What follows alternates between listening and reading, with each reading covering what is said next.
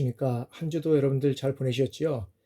지난 한 주간은 또 추석 연휴로 우리가 또 많은 고향을 찾아뵙지 못하고 또 우리 친지분들을 찾아뵙지 못했을지라도 우리가 또 쉼을 통해서 새로운 충전을 할 수 있는 그런 기회가 되지 않았나 생각을 합니다.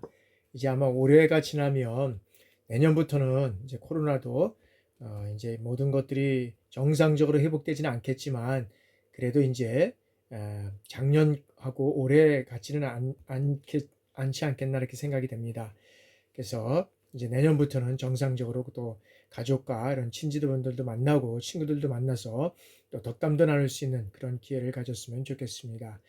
여러분들 한번 이제 또 토요일이지만은 또 오늘 군수 관리를 통해서 다시 한번 우리가 이 과거나 또 이렇게 여러분들이 진행하는 업무 중에서 다시 한번 이런 되새긴다라는 이런 생각을 가지고 이런 것들을 한 번씩 강의를 들으면 좋겠습니다. 그러면 군수 관리론에 대해서 진행하도록 하겠습니다.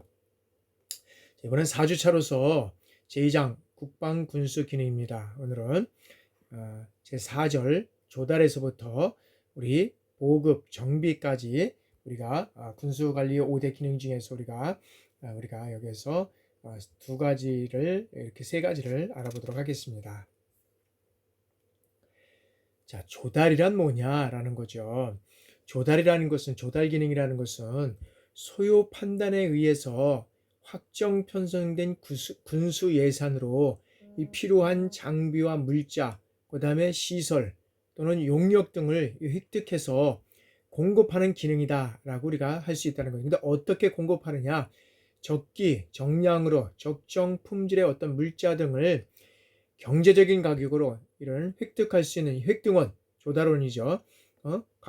이 조달하는 것과 그 다음에 획득 방법, 즉 조달 방법을 결정해서 시행함으로써 국방 예산의 어떤 경제성과 이 효율성을 극대화하는 활동이다라고 우리가 이 조달을 정의할 수 있다는 것입니다.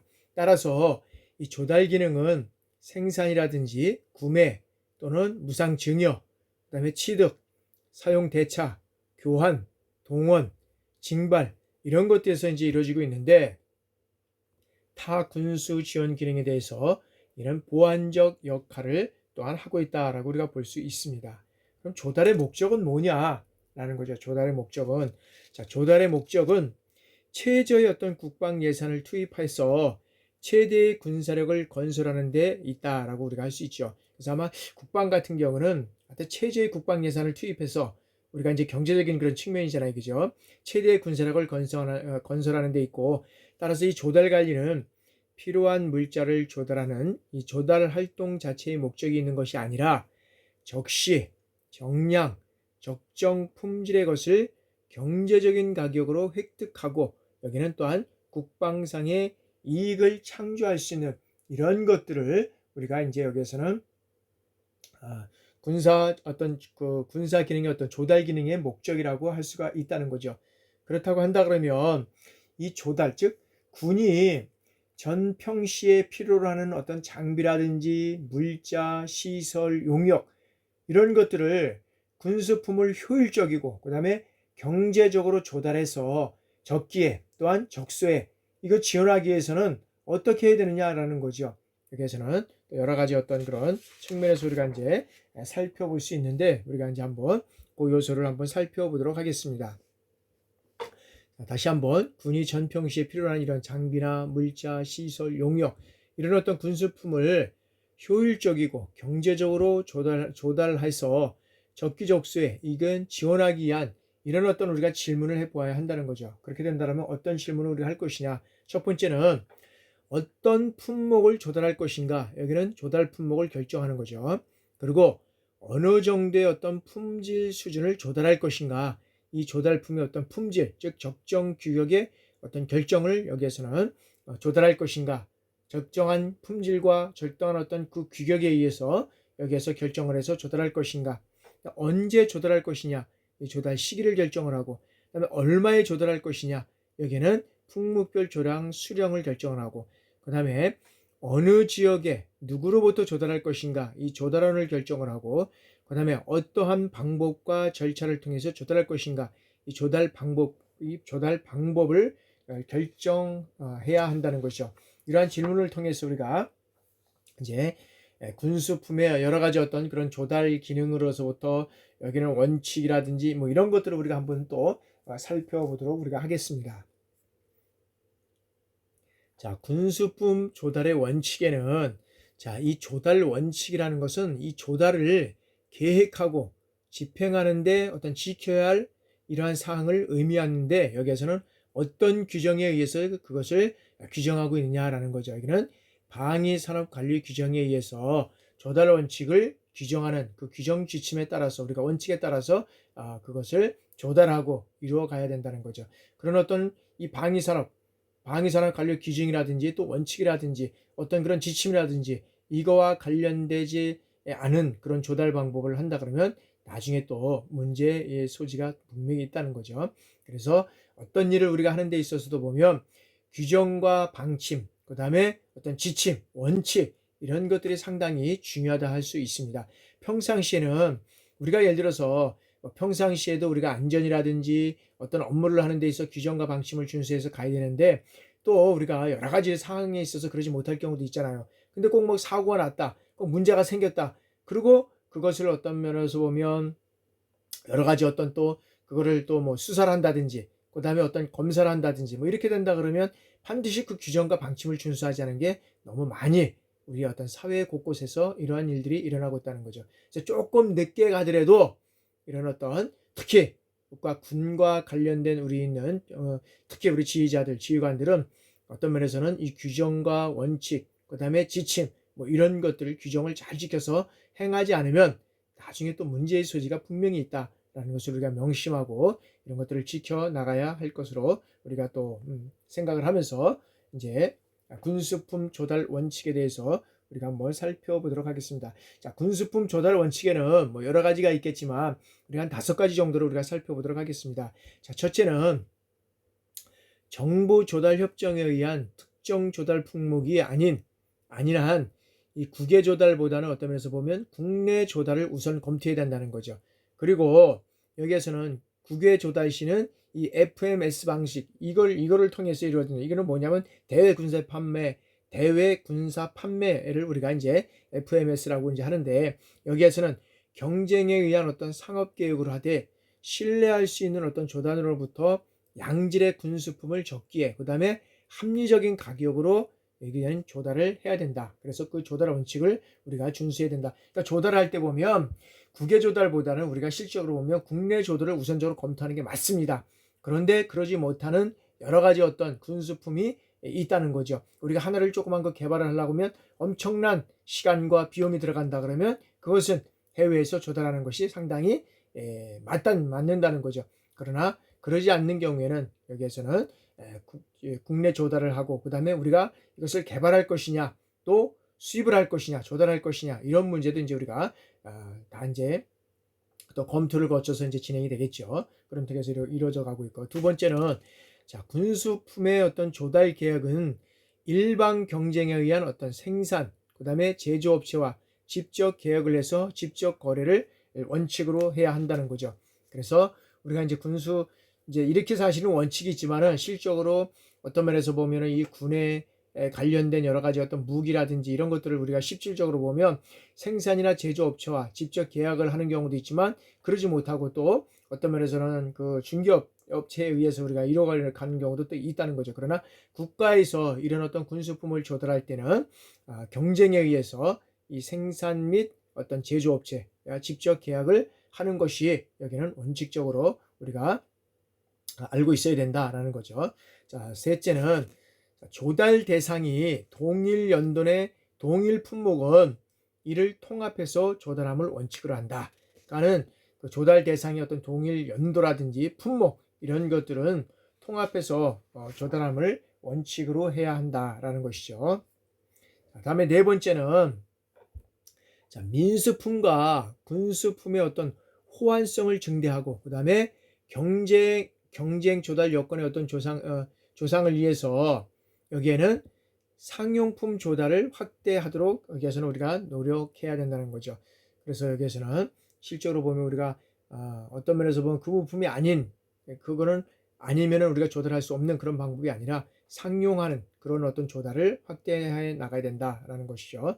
자, 다섯 번째는 군수품을 국외에 조달할 경우에는 이 규정에 의한 국산 대체를 우선적으로 검토해야 된다. 그러니까 실질적으로 우리가 정말 그러지 못할 경우도 있지만 어떤 그 군수품을 해외에서 국외에서 조달할 경우에는 이 규정에 의한 국산 대체를 우선적으로 검토를 해야 된다는 거죠. 그래서 우리도 보면 무기라든지 그다음에 이런 것들을 우리가 이제 뭐 항공모함 그다음에 전투기 이런 것들도 우리가 개발할 때 보면 실적으로 보면 이제 이게 국산이 대체 가능할 것이냐 또 이양을 가능할 것이냐 이런 문제를 이제 우리가 고려해야 된다는 거죠. 그래서 우리가 이런 어떤 그 조달할 때도 보면 국산 대체를 우선적으로 검토해서 진행해 나가야 된다라는 것을 우리가 생각해야 된다라는 거죠.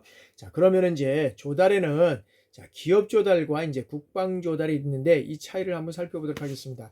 자, 기업 조달은 어떤 자사 규정과 그다음에 대부분 어떤 수의계약, 이 수의계약 방법에 의해서 최소의 예산으로 최대의 어떤 이윤을 추구하는 것이 우리가 기업이잖아요. 그러다 보니까 기업은 이런 어떤 수의계약 방법을 위해서 최소의 어떤 예산을 들여서 최대의 어떤 이윤을 추구하는 그런 어떤 물품을 추구하는 이런 쪽에서 우리가 이제 기업의 조달이라고 하면 자, 국방 조달은 어떻게 되냐? 이 국방 조달은 자, 예산 회계 관계 법규에 따라서 이 경쟁 계약을 원칙으로 하되 이윤의 동기는 결여되어 있으나 어떤 면에서 보면 최대의 어떤 국방력을 창출할 수 있는 그리고 현지 어떤 국방 수요를 충족하고 장래에 국가 비상시를 대비하는 이러한 어떤 그런 국방 조달이 이루어져 가야 된다는 거죠. 그러니까 뭐 어떤 면에서는 값이 싸고 현지에서는 우리가 좋다고 할 수 있겠지만 어떤 면에서 보면 이 장래에 이제 앞에 우리 국가 비상시에 대비해서 이것들이 얼마나 그 활용할 수 있는 이런 방법들이 있느냐 뭐 이런 것들도 우리가 이제 고려를 해야 된다는 거죠. 그래서 그 고려를 하지 않을 경우에는 여러 가지 우리가 뭐 싼 가격에 우리가 군수 아까도 얘기했지만 조달은 뭐 하여튼 최소의 비용으로 최대 효과를 높일 수 있는 이제 경제적인 측면이 고려를 돼야 되지만 뭐 이런 데서 현재에 의해서 그런 어떤 그 물품들 군수품들이 조달이 된다 그러면 장기적에 우리가 사용할 수 없다 그러면 이것 또한 문제라고 우리가 할 수밖에 없지 않습니까? 그래서 그런 측면에서는 우리가 한번 고려를 해야 된다라고 우리가 본다는 거죠. 자, 국방 조달 체계. 이제 국방 조달 체계를 우리가 한번 살펴보도록 하겠습니다. 자, 국방 조달 체계는 여기에 제일 문제 뭐가 어디가 있습니까? 국방부가 있습니다. 국방부. 국방부가 있고 국방부에서 이제 지시를 해가지고 지시를 하는데 어디는 방사청 있죠. 방사청. 여기서 이제 국방부에서 지시를 합니다. 그러면 여기는 방사청은 뭐냐면 계약관리본부입니다. 계약관리본부. 자, 여기에서 이제 계약을 해서 이제 국방부하고 협의를 통해서 이렇게 진행이 되죠. 그러면 국방부에는 어떻게 됩니까? 이제는 각군, 여기에서는 각군본부에 이제 예산을 여기에서는 이제 취합을 하죠. 그리고 이제 해서 다시 국방부에 또 보고를 하고, 그 다음에 이제 각군본부는 또 어디에다가 여기는 군수사에다가 이제는 또 조달 요구를 이제 하는 거죠. 그래서 조달 요구는 뭐 위임할 수도 있습니다. 이렇게 이제 국방부에서는 이렇게 이제 진행이 되잖아요. 그러면 여기에서는 각군본부에서는 방사청에서도 바로 또 이렇게 할 수도 있습니다. 그러면 어떻게 이제 여기에서는 이제 각군본부에서는 이제 조달 요구를 하는 거죠. 조달 요구. 그다음에 이제 공통물자 같은 겨. 자, 그러면 이 방사청에서는 계약관리본부다 보니까 여기에서는 이제 어떻게 됩니까? 계약을 하죠. 여기에서는 국내 계약이 있고 또 어떻게 됩니까? 상업 구매가 있다. 그 다음에 계약을 하게 된다 그러면 여기서는 국내에 또 업체가 있겠죠. 업체. 그러면 계약을 해서 바로 어디다가 군수사이사가 이제는 납품을 하죠. 이렇게 이제 이런 체제로 이제 진행이 됩니다. 그런데 이제 요거는 이제 어떤 국내적인 측면에서 이렇게 이제 봤을 때는 거고, 그 다음에 이제 미 국방부가 있죠. 미 국방부. 자, 미 국방부에는 여기에서는 뭐가 있느냐 하면 자, 미 안보 지원 본부가 있습니다. 미 안전 안보 지원 본부. 안보 지원 본부가 있고 그다음에 여기에는 또 뭐냐면 미 물자사령부가 있습니다. 미군은 이제 이런 체제가 이루어지는데 그러면 이제 방사청에서는 계약을 할 때는 국방부하고 계약을 하는 게 아니라 미 안보 여기 지원본부 여기서 이렇게 이제 하게 되는 거죠. 그럼 여기에 뭐가 있느냐 하면은 여기에는 이제 주미 군수 근무단이라는 거, 근무단을 통해서 이제 이렇게 미군 안보 지원부를 하고 그러면 여기서 이제 이걸 통해서 어떻게 됩니까? 여기에서 이 수송 업체를 통해서 군수사에다가 이제 바로 해서 납품을 하게 되는 거죠. 이런 어떤 국방 조달 체계를 통해서 이루어져 간다는 거죠. 그래서 여기는 꼭 이런 것이나 타국에는 이제 조금씩 나라별로 이제 다르다 보니까 이제 미국에 우리가 예를 든 거고, 그러나 요거는 이제 외국의 이제 사항이고, 요거는 이제 국내적인 상황에서 국방부에서 방사청을 통해서 이제 계약을 담당 부서가 이루어져 가고 그다음에 국방부에서 관리 감독을 하고 뭐 이런 측에서 이제 우리가 이루어져 간다는 거죠. 그래서 국방 조달 체계는 이제 이런 측에서 이제 이뤄간다는 것을 우리가 이제 생각을 하고 다음에 이제 국방 조달 방법을 한번 알아보도록 하겠습니다. 자, 국방 조달 방법에는 자, 내자 조달이라고 하죠. 이 국고 조달. 자, 군에서 필요로 하는 어떤 장비라든지 물자, 그다음에 용역 이것을 원화로 국내 시장에서 조달하는 것으로 여기는 중앙 조달에 있고 부대 조달, 그다음에 대체 조달, 특정 조달 이런 것으로 우리가 나눠서 이제는 조달을 할 수 있다는 거죠. 그래서 이런 조달 방법이고요. 그다음에 자, 중앙 조달은 내자 조달은 국고 조달이고 중앙 조달은 자, 전국적으로 필요로 하는 일체 어떤 이 공통 품목이라는 게 있죠. 이 공통 품목을 전문적이고 그다음에 독립적으로 이 조직된 중앙 단일 이 조달 기관에서 이 통합 조달하는 것을 말하고 이 국방부 관련 기관인 이 방위산업청이 이제는 중앙 조달 기관이 이제 된다는 거죠. 아까 그래서 우리가 여기서 한번 보시면 방위산업청에서 요 공통 요거를 이렇게 해서 구매를 하고 해가지고 조달을 하는 거죠. 그래서 이제 방위산업청이 중앙 조달 기관이 돼서 각 군의 어떤 공통 품목이라든지 국방 규격 품목 부대 개발 완료 품목, 중앙 조달 실적 품목, 방산 품목, 외자 품목, 특정 품목, 뭐 이런 것들이 이제 방위산업청이 중앙 조달의 어떤 기관이 돼서 이런 것들을 이제 통합적으로 구매를 하고 그다음에 거기에서 이제 계약을 하면서 이루어져 가는 거죠. 자, 그리고 부대 조달이라는 것은 뭐냐면 자, 수요군의 예산을 배정해서 그 부대의 어떤 특성에 부합되는 이 소액 품목을 조달하게 하는 이 소규모 조달 방법을 우리가 부대 조달이라고 한다라는 거죠. 그래서 그리고 또 대체 조달은 정부의 어떤 특별 회계 예산에 의해서 우리가 조달하는 것이고 그다음에 특정 조달은 자, 국가 간의 이 양어 품목을 어떤 국제 입찰로 해서 조달하는 이러한 것들을 우리가 특정 조달이라고 또 우리가 할 수 있다는 거죠. 자, 다음에는 이제 해외 조달을 우리가 한번 살펴보도록 하겠습니다. 이 해외 조달. 자, 해외 조달에는 대외 군사 판매와 상업 군사 판매를 우리가 이제 나눠볼 수 있는데 먼저 한번 우리가 이제 그 외자 조달, 즉 해외 조달은 무엇인지를 보고 그 다음에 대외 군사 판매하고 상업 군사 판매를 우리가 한번 알아보도록 하겠습니다. 자, 해외 조달, 즉 외자 조달이라고도 하고 여기에서는 자, 군이 필요로 하는 장비나 물자, 그 다음에 국내에서 생산 및 구매가 이런 어떤 불가능하거나 그 다음에 생산이 가능할지라도 경제적으로 해외 조달을 이용하는 것이 이 국익에 현저하게 유리할 경우는 어떻게 됩니까? 대외 지급 수단을 통하여 해외로부터 조달하는 것을 우리가 이제 해외 조달이라고 한다. 그래서 무조건 우리가 60년대, 80년대까지는 거의 다 보면 거의 미국 위주의 어떤 그런 방위산업 그 어떤 그런 그 군수 물품을 우리가 개발하기보다는 도입하는 이런 어떤 조달하는 그런 쪽에서 우리가 이제 이런 정책을 폈다 그러면 이제는 그것들 바꿔서 100%는 아니지만 우리가 이제 자체적으로 개발하는 이런 측면에서 이제 우리가 방위 산업을 육성시키고 있다고 우리가 이제 보면 됩니다.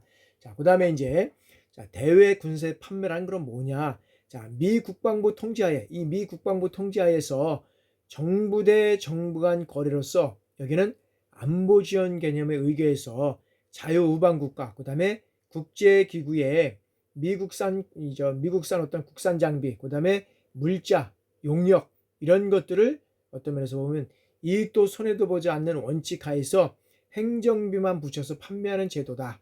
실적으로 보면. 그래서 대외 군사 판매라는 것은 미국이 실질적으로 보면 어디에 우방국을 자유우방국을 대상으로 해서 실질로 보면은 어떤 면에서는 이익도 손해도 보지 않는 이런 원칙 하에서 정말로 행정비만 붙여서 판매하는 제도라는 것을 우리가 대외 군사 판매라는 것을 우리가 알아두시면 되겠고요.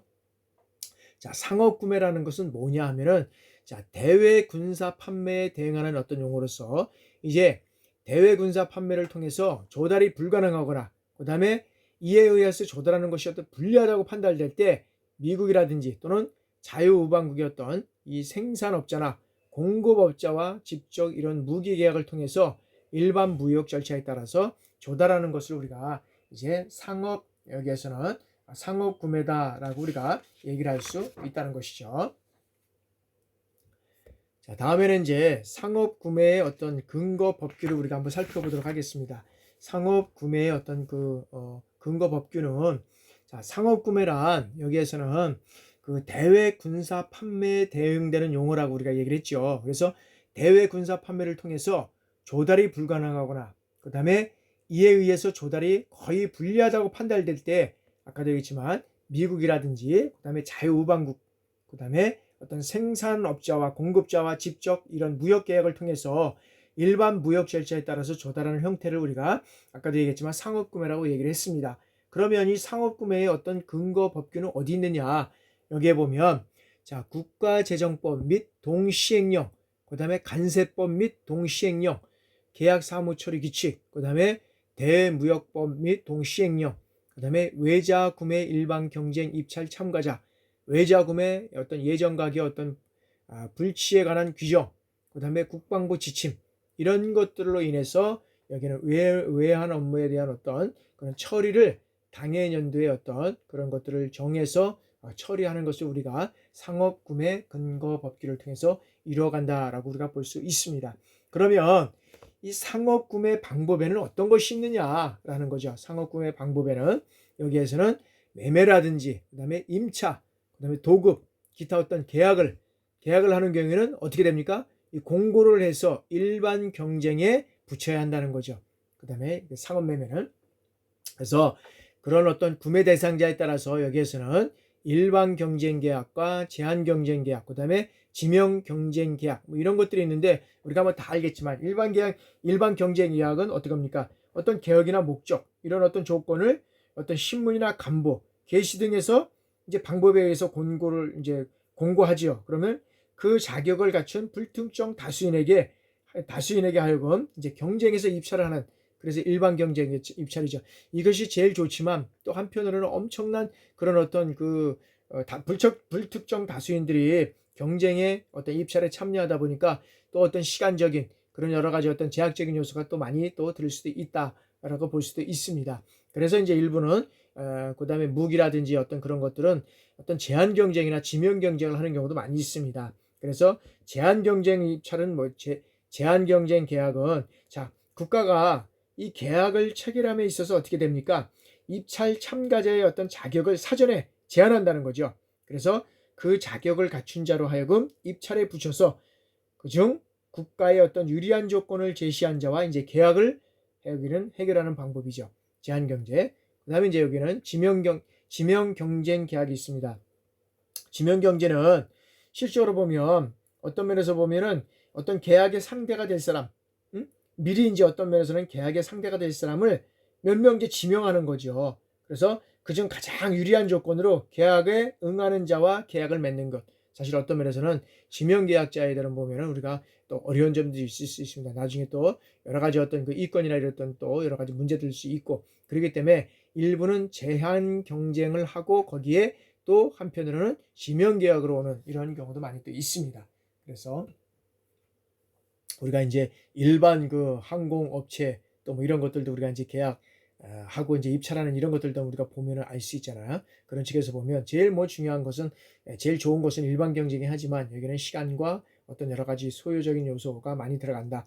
그러나 제한이나 지명 경쟁에는 또 우리가 이거는 축소를 해서 우리가 할 수 있겠지만 또 여러 가지 문제가 있기 때문에 제한 경쟁을 통한 지명 계약도 우리가 많이 이렇게 진행되는 것을 우리가 볼 수 있다. 또 그래서 이런 어떤 상호 구매 방법에는 입찰, 그 다음에 갭찰 방법에 따라서 가격이라든지, 그 다음에 규격 분리 입찰, 그 다음에 일괄 구매 방법, 뭐 이런 것들을 통해서 우리가 이제 구매를 한다라고 우리가 보면 된다는 거죠. 그래서 이런 이제 외자 구매와 내자 구매의 어떤 우리가 이제 비교를 우리가 통해서 우리가 살펴보면 여기에서 보면은 뭐 조금씩 변경될 수는 있지만 이제 이 수준에서 이뤄간다는 거죠. 자, 외자 구매하고 내자 구매. 자, 입찰 참가 자격은 자, 국가재정법이라든지 계약 사무처리 규정 외에 입찰 자격이라든지 등록에 관한 어떤 별도 규정을 적용을 한다는 거죠. 그러나 내자 구매는 어떻게 됩니까? 국가재정법에 의해서 계약 사무처리 규칙에 적용을 딱 하고 있다는 거죠. 그다음에 공고기간은 외자는 40일 이상, 단기는 10일. 그다음에 여기는 내자는 뭐 통상 7일, 그다음에 단기는 5일 정도 이렇게 공고 기간을 두고 있고요. 더 빠를 수도 있죠. 뭐 이런 게 안 된다 그러면. 이제 공고 방법에는 인터넷 공고 및 입찰 권유서를 별도 송부를 하고, 그다음 내자 구매는 뭐 인터넷이라든지 여러 가지 공고를 통해서 이루어가고 있고요. 입찰 보증금은 100분의 2 이상, 여기는 100분의 5 이상 이렇게 진행이 되고요. 계약 보증금은 100분의 5 이상, 100분의 10 이상 이렇게 내자 구매는 예정 가격은 자 예가 불비치 목표가 설정. 그다음에 이거는 예가가 비치돼 있다.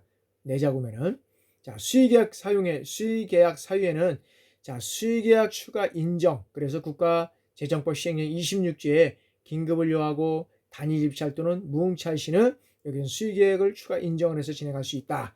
그 다음에 여기는 이제 내자 구매는 수의계약 사유 4시까지가 이제 있다는 거죠. 그러면 다 일일이 우리가 나열할 수는 없겠지만, 자, 국가재정법 시행령 26조에 이 내용들이 명시되어 있기 때문에 혹시라도 계약과 관련된 이런 어떤 부서에 근무를 하고 있는 우리 지휘관들이 있다 그러면, 지휘자들이 있다 그러면 혹시 한번 이런 내용들을 잘 살펴봐서 조금씩 변경된 경우도 있고 조정되는 경우도 있겠지만 이런 어떤 절차를 통해서 우리가 이뤄가면 된다라는 거죠. 자, 부보 및 대금 결제다. 이 부보라는 거가 좀 있는데 어떤 면에서는 이게는 이제 어떤 그런 부보라는 것은 실적으로 우리가 일반적으로 우리가 봤을 때는 상을 당한 사람, 어떤 죽은 사람 뭐 이런 것들을 우리가 이제 부보라고 그러잖아요. 근데 여기에서는 어떤 그 연고자들에게 이제 어떤 그 알리는 서신이라고 하면 됩니다. 알리는 서신. 그래서 해상 운송 고려, 해상 위험 부보, 그다음에 신용장 거래 방식 뭐 이런 것들이 이제 외자 구매는 있잖아요. 왜 그러냐면 해상에서 이 해상이나 공중을 통해서 이렇게 오고 때문에 여러 가지 어떤 해상 위험에 대한 어떤 그런 나중에 그런 어떤 문제가 된 상황에 대해서는 이런 어떤 것들을 보험에 들을 수 있는 이런 위험 요소가 갖춰져 있어야 된다는 거죠. 내재 구매는 부보하지 않는다는 거죠. 내재이기 때문에 현금 거래 및 채무 부담 형식을 통해서 여기서 이루어져 간다. 그래서 외자 구매와 내자 구매의 어떤 차이를 우리가 다 알 수는 없겠지만 이런 쪽에서 우리가 그 입찰 자격 기준이라든지 그다음에 어떤 뭐 공고 기간, 어떤 수의계약 방법, 그다음에 대금 결제 방법 이런 거 정도는 우리가 한번 눈여겨보면 우리가 좋겠다라는 거죠. 자, 다음에는 이제 제5절 보급을 우리가 이제 알아보도록 하겠습니다. 자, 보급이란 뭐냐? 보급. 그래서 자, 군수의 핵심으로서 군의 임무 수행에 필요한 군수품을 사용 부대에 공급하는 일련의 어떤 절차와 활동을 우리가 보급이라고 할 수 있다라는 거죠. 그래서 그러면 일련의 어떤 절차와 활동은 뭐냐라는 것을 우리가 살펴보면 자, 군수품의 정확한 수요와 그다음에 수요 판단, 청구, 수령, 저장, 분배, 처리 이러한 것들을 단계적으로 활동하는 것을 우리가 말한다 할 수 있다라고 할 수 있습니다. 그래서 여기에서 보면 이게 군 보급 계통과 지원 시설로 유입된 어떤 군 보급품 이것들이 실제 어떤 사용 부대가 사용할 수 있도록 처리하는데 이 관련된 제반 활동이다. 보급이. 그래서 이와 관련된 어떤 기록 업무는 어떤 군수품의 후송, 그다음에 반납, 그다음에 폐처리 등 이러한 업무를 우리가 포함하고 있다라고 볼 수 있다는 거죠. 그래서 이러한 어떤 보급 활동은 여기에서 보면 자, 군수 관리의 어떤 목표인 여기는 효과성, 그다음에 경제성, 그다음에 여기서는 능률성, 이런 것들이 달성될 수 있어야 한다는 거죠. 그래서 군수기획관리 체계 내에서 이 보급관리가 이런 것들이 효과적이고 경제적이고 능률적으로 이루어져야 한다는 거죠. 그리고 어떤 보급 지원 또는 어떤 보급 지원 활동이 보급품의 어떤 분배를 통해서 보급품 유통의 관점에서 표현하는 어떤 보급 활동을 우리가 여기에서는 보급 활동이라고 우리가 얘기를 할 수 있다라는 거죠. 그래서 어떤 최소의 물자로 여기에서 목적은 보급의 목적은 최소의 물자로 최대의 어떤 군사력을 발휘하도록 하는 것으로서 사용부대가 필요로 하는 장비나 물자를 필요한 어떤 시기와 장소 여기에 신속히 공급하는 것이 어떤 보급의 주요 과제라도 할 수 있다. 그래서 군수라는 것은 뭐냐면은 이게 어떤 면에서 최소의 비용으로 최대의 어떤 그런 군수품을 조달하든가 그다음에 보급한다는 이런 것들이 상당히 어떤 그 경제적인 측면에서 우리가 경제적인 측면과의 관계에서 우리가 고려해 볼 수 있고요. 그리고 뭐냐면 이 보급이라는 것은 이 장비나 물자를 이 필요한 시기와 장소 그래서 어떻게 신속히 여기에 보급할 것이냐라는 것이 우리가 중요하다는 했잖아요. 군수는 그래서 전반적으로 봤을 때 보면 우리가 먼저도 계속적으로 얘기하지만 어떤 그런 그 작전적인 요소 뭐 이런 것들도 다 고려한 측면에서 우리가 이루어져 가야 된다라고 우리가 보고 있잖아요. 그런 것들이 이루어가지 않으면은 실질적으로 보면 이제 어려운 점이 있는 거죠. 그래서 아무래도 이 군수품이라는 것은 잘 전달이 돼야 되는데 그러한 것들이 잘 전달이 되지 않으면 하여튼간에 여러 가지 어떤 그런 또 문제점들이 이제 있을 수 있고 그러다 보니까 여기에서 나타나는 시기와 장소에 적절한 어떤 공급품을 보급하는 것이 중요하지만 실적으로 전쟁상 어떤 위급한 상황에서는 그래서 여기에서는 어떤 그런 작전 요소를 잘 판단해 가면서도 이런 물품을 장비나 물자를 어떤 보급을 해야 된다라는 것이 어떤 군수의 어떤 보급의 목적이라고 우리가 할 수 있습니다. 자, 그러면 보급 지원의 어떤 세부 기능을 우리가 한번 보겠습니다. 보급 지원의 어떤 세부 기능에는 재고 관리하고 유통 관리라고 우리가 살펴볼 수 있는데, 자, 제대별 군수품의 어떤 적정 인가 기준 설정 및 보급 운영 수준이 확보가 돼 있어야 된다라는 거고요. 그 다음에 부대 임무 수행에 의한 어떤 군수품의 실소유 청구 이것이 반영돼야 된다라는 것이고요. 자, 분배 방법 결정, 그 다음에 어떤 건의가 부대 분배라든지 어떤 보급수 분배 이런 것들을 통해서 이루어져 가야 되고요. 그 다음에 할당이라든지 우선순위 결정을 통한 어떤 건의가 이루어져야 된다. 그 다음에 또 초과품이라든지 잉여품, 폐품, 선물 이런 것들과 어떤 노획한 적의 어떤 보급품이라든지 장비의 어떤 수집과 처리 이런 것들이 또 여기에서는 어떤 이루어져 가야 된다는 거죠. 기타 어떤 청구 보급 제도라든지 분배 체계 발전, 그다음에 재고 관리 제도 발전, 재물 뭐 이런 조사, 자산 평가라든지 제도 발전, 보급망 관리 어떤 그런 제도 발전 이런 것들이 여기에서는 보급 지원의 어떤 세부 기능으로서 이런 것들이 여기 대해서는 어떤 이루어져 가야 된다라고 우리가 볼 수 있다는 거죠. 자, 다음에는 이제 보급의 어떤 준칙을 우리가 한번 살펴보도록 하겠습니다. 보급의 준칙에는 우리가 이제 뭐 여러 가지가 있는데 우리가 하여튼 네 가지 아까도 얘기했지만 어떤 그 세 가지를 통해서 우리가 한번 살펴보도록 하겠습니다. 자, 거기는 보급의 준칙에는 여기들은 효과성, 그 다음에 경제성, 그 다음에 능률성 이건 이제 세 가지가 되겠죠. 자, 첫 번째 효과성을 한번 알아보도록 하겠습니다. 자, 이 효과성을 달성하기 위해서는 제대별로 적정 수준의 어떤 보급 수준을 유지하고 그 다음에 정확한 수요 예측에 따라서 실시간 지원이라든지 그 다음에 이 작전과 연계된 보급 우선순위를 설정을 하고 그 다음에 작전 지역별 그 다음에 작전 부대별 통합 지원이 가능한 이 보급 지원 체제가 정립이 되어야 된다. 그 다음에 유통이 정지되지 않는 이런 어떤 직송이라든지 또는 근접 추진 지원이 가능한 이러한 군수 지원 체계를 이루어져 가야 된다. 그런 면에서 보면 효과성에서 보면은 통합 지원, 그다음에 어떤 이런 어떤 근접 추진 지원 뭐 이런 것들이 이제 이루어져 가야 된다는 거죠. 그리고 어떤 보급의 우선순위, 이를 우선순위를 고려해서 이게 지역별로 작전별로 뭐 이런 것들을 통해서 이루어져 가는 것이 우리가 효과성이다.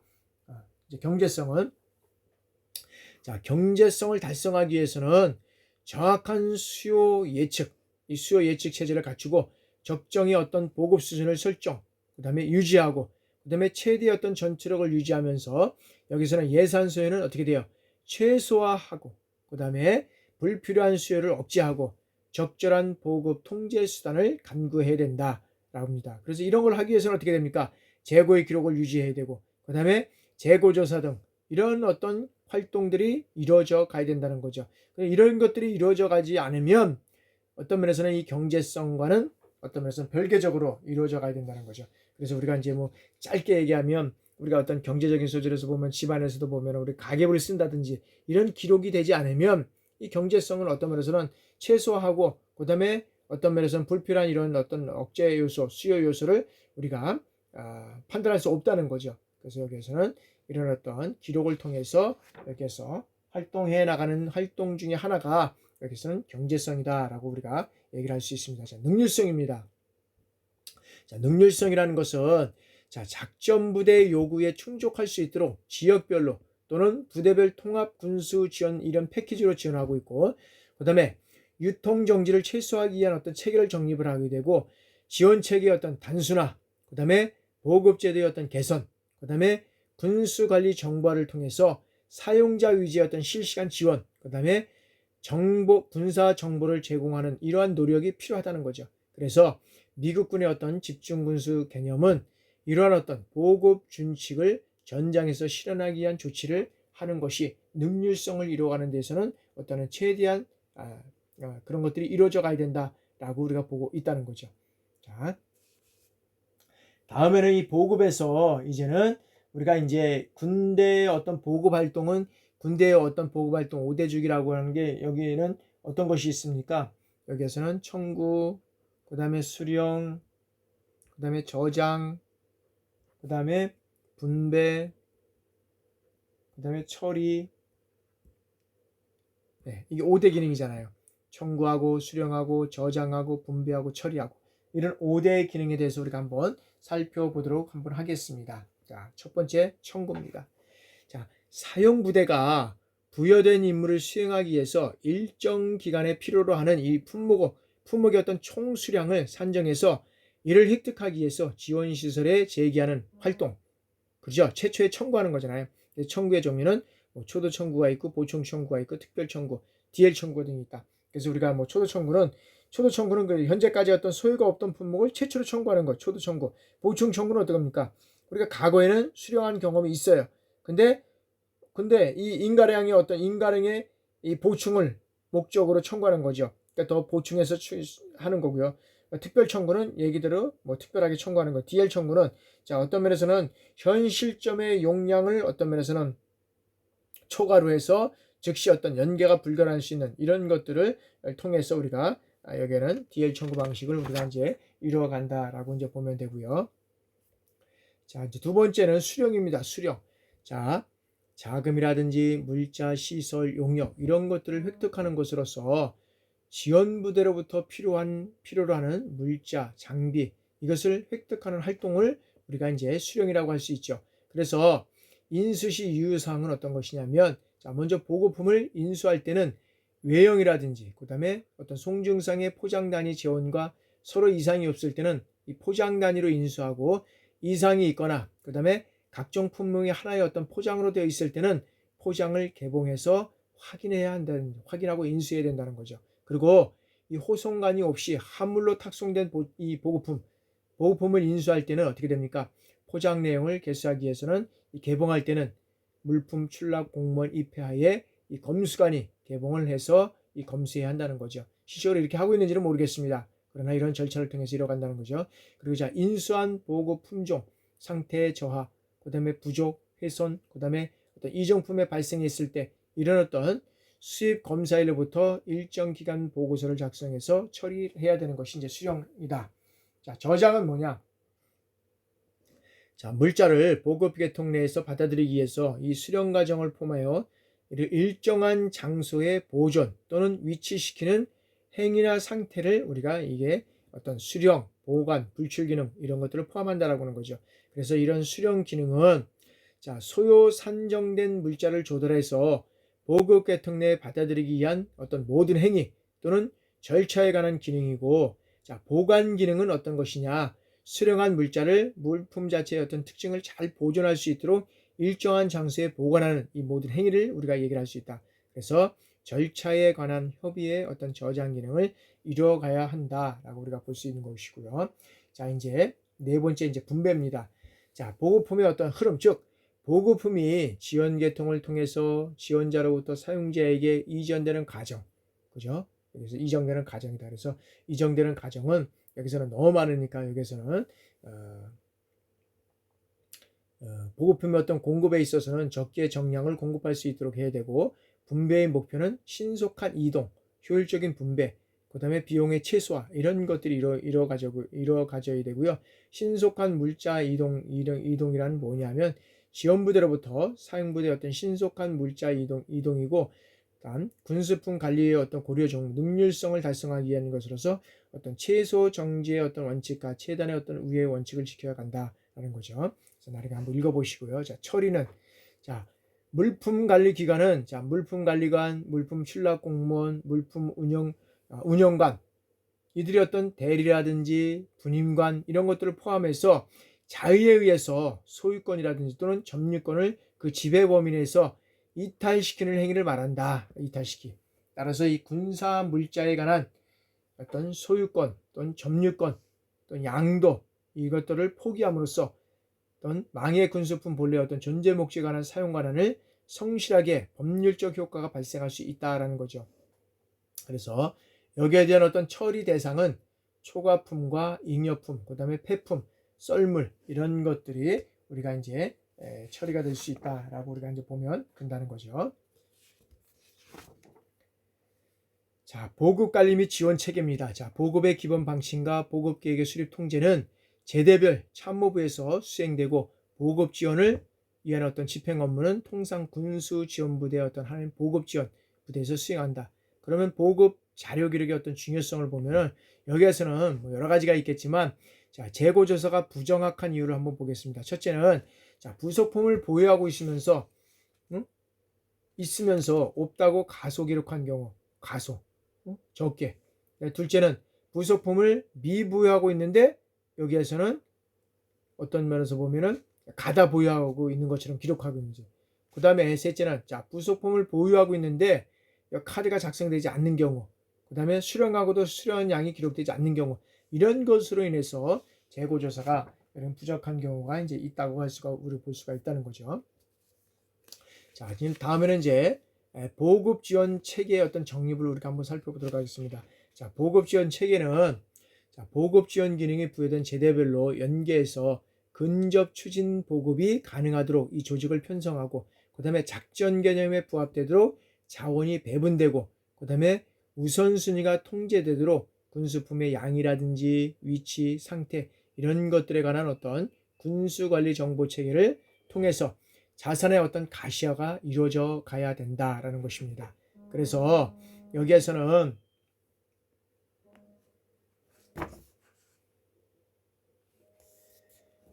자, 유통관리란 뭐냐면 자, 군수품이 보급 계통을 통해서 생산자로부터 이 사용자에게까지 효과적이고 경제적이고 능률적으로 이동될 수 있도록 계획하고 집행, 분석, 평가하는 이런 활동을 우리가 유통관리라고 할 수 있다는 거죠. 그러면 이 유통관리 활동에는 자, 보급 자원을 배분하고, 보급품을 식별 및 분류하고, 그 다음에 보급품을 획득하고, 저장, 그 다음에 재고 통제, 불출 및 수송 이런 것들로 활동하는 것을 우리가 유통관리 활동이라고 우리가 볼 수 있다는 거죠. 자, 그럼 다음에는 보급관리 분석입니다. 보급관리 분석은 자, 일정 기간 어떤 시점을 기준으로 해서 한 보급관리 활동의 결과를 분석, 그 다음에 평가해서 여기는 이런 어떤 것들을 정보를 도출해서 활용하는 과정을 우리가 이제 보급관리 분석이다라고 했다. 자, 보급관리의 어떤 분석의 목적은 어디에 있느냐? 자, 일정 시점의 어떤 지원 능력을 명확히 하고, 그 다음에 일정 기간의 어떤 지원 성과를 평가해서 차기의 보급관리 능력을 향상시키기 위한 것으로서 이 분석 결과는 획득 군수에서 군수 지원 분석에 반영해서 새로운 어떤 무기체계 개발에 적극 반영하도록 규정되어 있다는 거죠. 그래서 여기서 보급관리 분석의 어떤 대상 분야는 품목의 관리, 그 다음에 인가 저장품의 설정을 하고 운영 및 보급 순위의 적정성, 그 다음에 소유의 판단 정확성, 그 다음에 부족 자산, 보급 통제 효율성, 이런 것들이 어떤 보급 지원 성과와 관련된 모든 분야를 우리가 여기서는 얘기를 할 수 있다라고 우리가 볼 수 있다는 거죠. 자, 다음에는 이제 정비입니다. 정비. 자, 정비의 개념. 자, 정비란 뭐냐?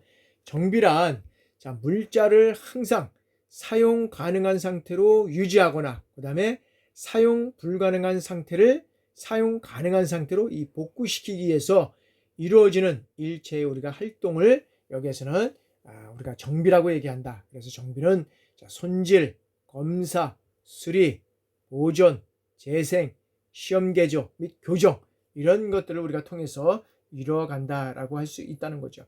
그래서 우리가 여기에서 이제 그 장비 전투 준비 태세를 이제 유지하는 일단 필수 요소를 우리가 한번 살펴보도록 하겠습니다.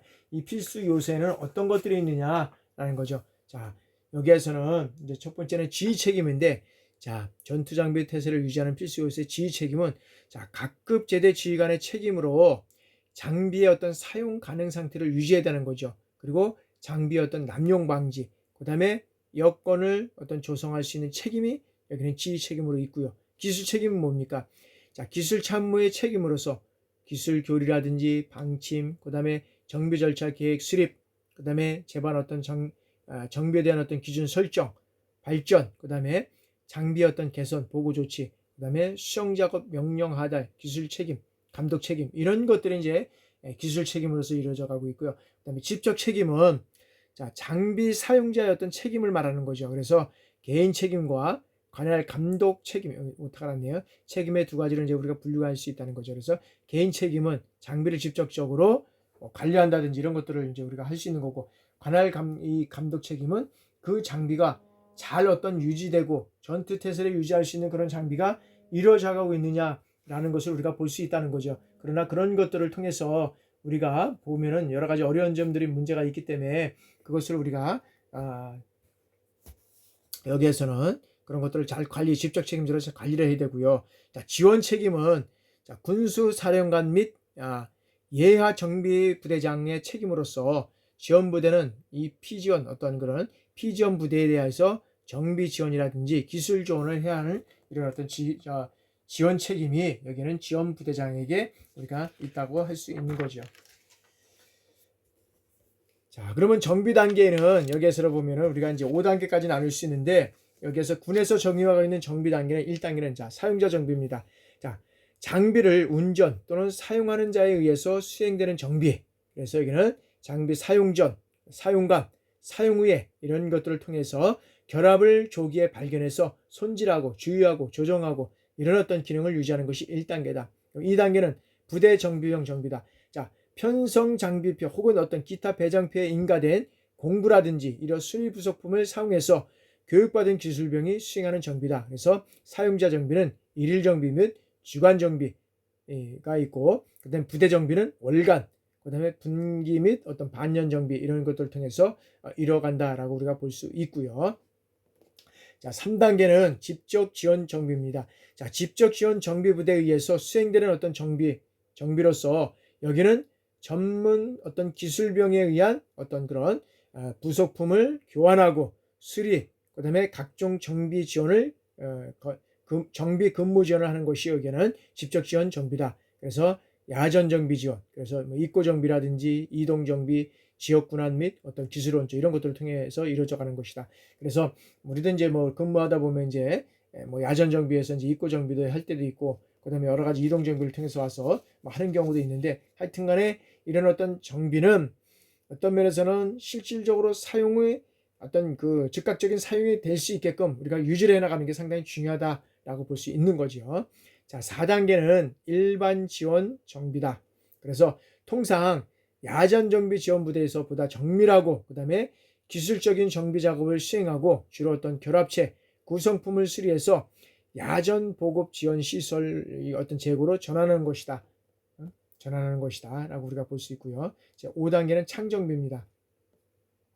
창정비는 어떤 면에서 보면 여기에는 이제 이 정비 지원 체제에서 이제 어떤 최상급의 어떤 정비를 우리가 얘기를 할 수 있습니다. 그래서 뭐 어떤 장비라든지 물자를 완전 분리, 이런 어떤 이 수리 개념에 의해서 이 장비라든지 주요 품목을 완전 분해한다든지 수리, 재생, 이러한 것을 통해서 우리가 이제 여기에서는 생산 작업을 하고 수정 작업 명령에 의해서 수정 작업을 실시하는 것이 여기에서 보면은 이제 5단계의 어떤 그런 군에서 적용하고 있는 정비 단계를 우리가 얘기를 하고 있다.